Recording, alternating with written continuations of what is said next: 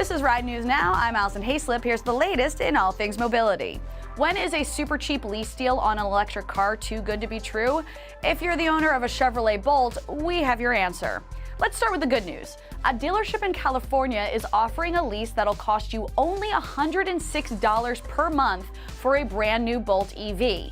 This is the same Chevy electric car that gets 238 miles of range and, also starts at more than $36,000 per copy. How did they do it? Well, you need to hand over almost $6,000 as a down payment. Factor this chunk of change over the course of the 36-month agreement, and this jaw-dropping deal turns into a still pretty awesome $237 per month.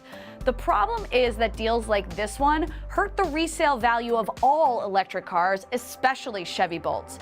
It also hints at a near future when automakers will do anything to put people into electric cars, including selling them at a big loss. That could drive companies out of business and, in the long run, potentially limit our electric car and truck choices.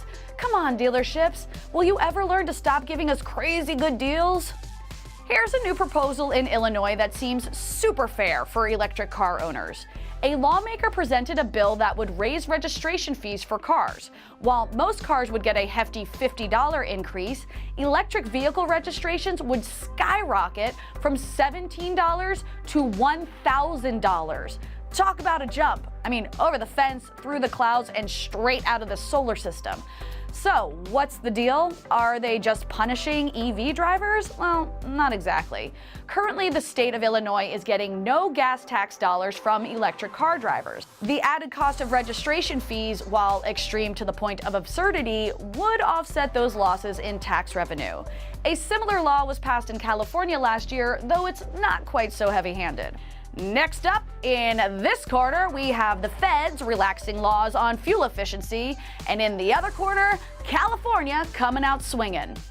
In response to the Trump administration's plan to ease federal tailpipe emission standards, the Golden State is considering a ban on gas-powered cars altogether.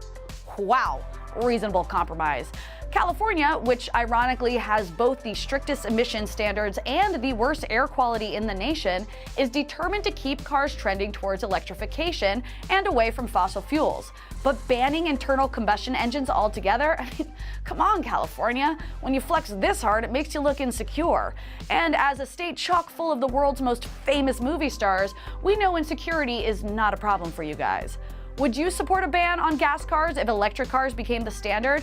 Let us know in the comments. Also, check us out over at Ride.Tech and follow us at RideTechNews on your social platform of choice.